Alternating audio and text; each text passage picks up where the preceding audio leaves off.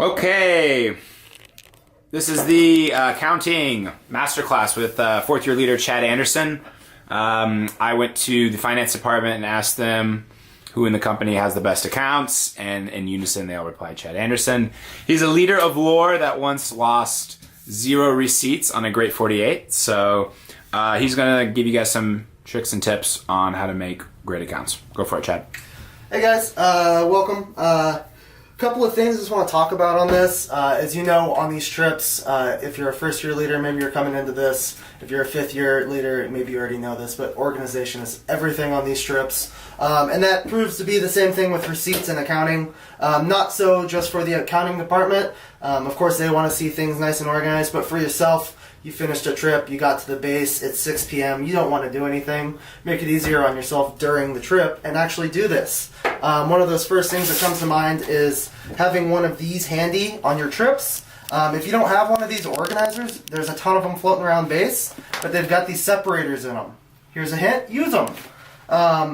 Put little tabs in these for each of the places that you go, gas stations, national parks, accommodation, miscellaneous, bank receipts. Put them in here and organize them as you go, so when you get to your spot, all you have to do is pull out the fuel receipts. You got all your fuel receipts there. It's nice and easy. The next thing I do that's probably a little unique is in my bus, I've got a little cup holder full of highlighters. Pull one out every time I get a receipt. Yes, at the gas station, at the national parks, wherever I am.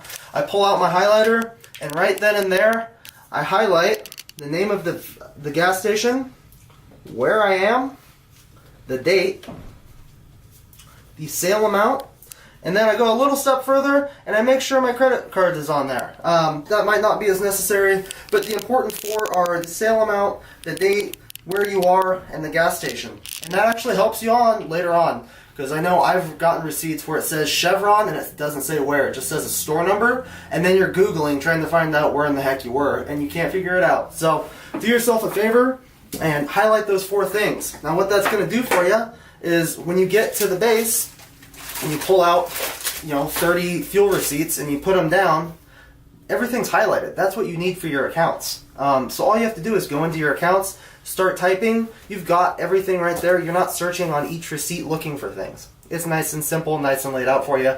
And then when you mail them into the accounting department, they get this nice little bundle of all these receipts that are organized, and everything's highlighted for them too. All they have to do is look at the highlighted amount, look at your accounts, hey, it matches out, everything's great. So do them a favor, do yourself a favor, organize and highlight everything on these receipts so you're helping yourself out.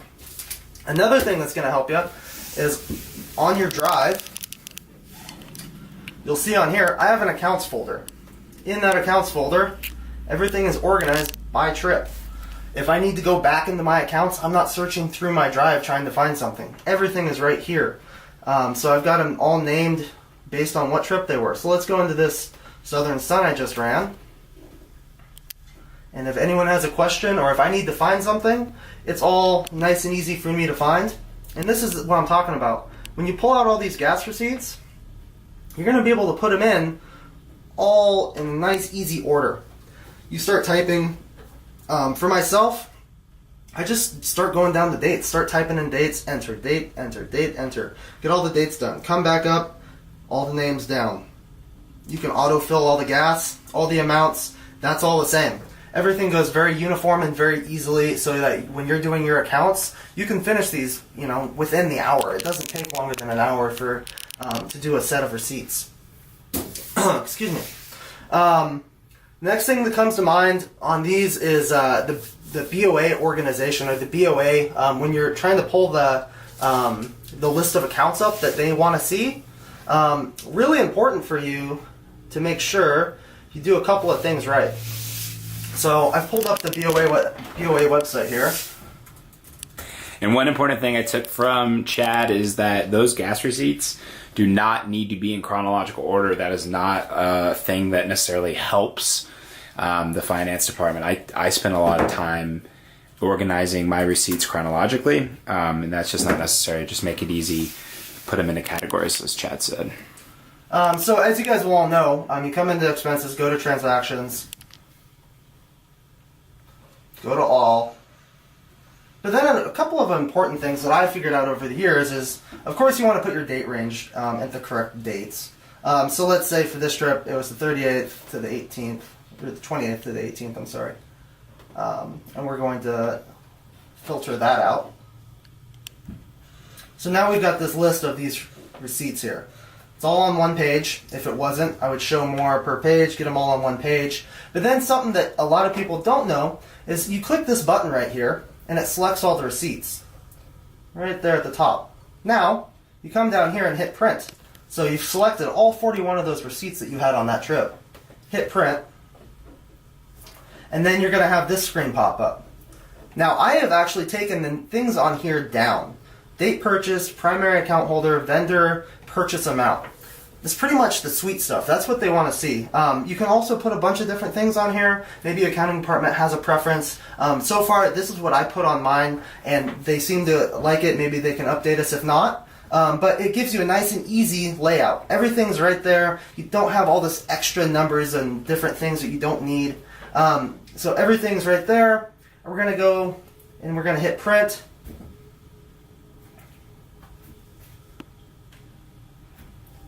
And it'll come up to here. And if it doesn't come up at first, you can actually change on your own computer or on the computer at base. Let's change it. And we're going to go save as PDF. Instead of printing it out, save it as a PDF, save it to your desktop. And then what we're going to do is we're going to come to our desktop and open it up, and there it is. This is what it looks like. We'll have our date purchased, document number, there's me, here's the description of what it is, and the amount. I don't have the advanced version of the PDF editor. I just have the basic thing, but what it does come with is a highlighter. So I will come here, and I will put this on my screen, and I will look at my Excel document, and I will start to compare the numbers. This is what they want to see us doing. They want to see us checking off every number. And that's exactly what I do. And what I'll get is, this right here, it wasn't on my Excel sheet. So I put a little thing next to it, and if you look at it, it says www180312. That's my last trip that I ran, so they know, hey, that's on that set of accounts. This is on my BOA. They go down it. They see, hey, I've ticked off everything on this BOA sheet. Everything's accounted for. If something's not accounted for, I'll mention it in that email that I send to them. But really important for them. They see everything on here. Not only am I sending them this BOA sheet so they know that I've at least printed it, but I've actually gone through and I've ticked off everything, saying, hey, I know all these receipts are here, so there's nothing missing on my end, or at least that I know of. So we're back over to the accounts. Everything's checked out. Everything's nice and uniform. So all my gas receipts are together. All my parking and park entrance are together. Tolls on trip. And then you get down to the bottom here, and I've got some miscellaneous things. And that's where these are all included on my email as attachments. So if we go over to that email that I send in, and we look at this attachments list, not only do I have every attachment, but I've also numbered them so they don't have to play any guessing games. They say now, line 46, Bike and Roll DC. We can go onto my account.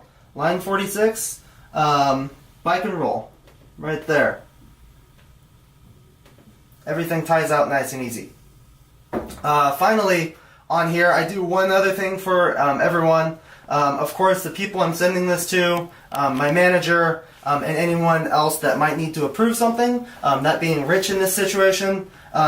I've gone here, please see the accounts pertaining to SL, blah, blah, blah. Note the following. Rich, please approve line 36 in red. Down here in red, line 36, 45-day van inspection and rear tires at the Ford Center in El Segundo.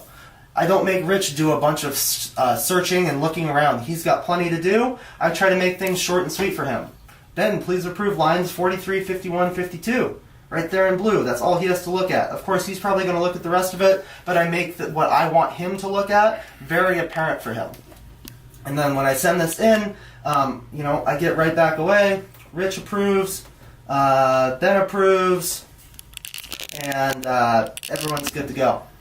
So, to kind of wrap things up and just kind of touch on things again, general organization, using this, highlighting things as you go to make your life easier at the end of the trip, BOA organization, and actually using that sheet, not just printing it off, and then that email attachment.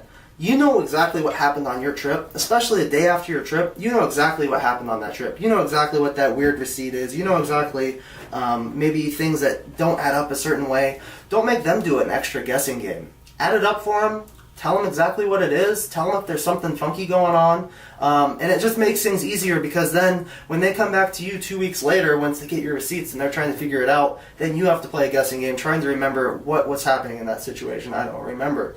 If you just do everything right at the front, you save yourself some tail end work and it makes everyone happy. Thank you, Chad. Thanks, guys.